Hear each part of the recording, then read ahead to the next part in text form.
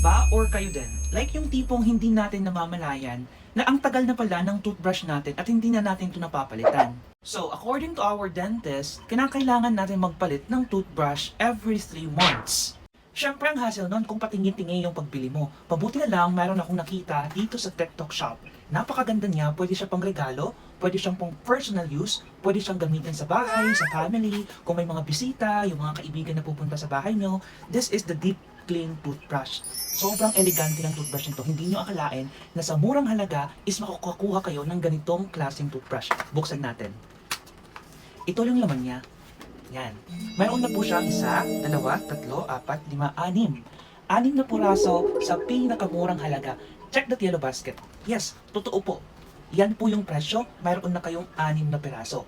Kung kinakailangan natin magpalit ng toothbrush every 3 months, good for 1 year na to. Diba? Mayroon ka ng reserba at in case na mayroon mang gumamit, pwede mo tong ibigay sa iba. So, what are you waiting for? Pwede mo itong ibigay as a regalo, pwede mo itong ibigay sa pamilya, or for personal use. Magandang klaseng toothbrush na po ito. White na po yung head, tapos po matibay po yung hawakan. Soft bristles na po siya, kaya hindi po ito masakit sa gums pag ginamit kumpara sa ibang toothbrush na matitigas. Okay? So, what are you waiting for? Click that yellow basket for you to get the same product as mine. Click that yellow basket for you to get the same quality of this product as mine. Bye!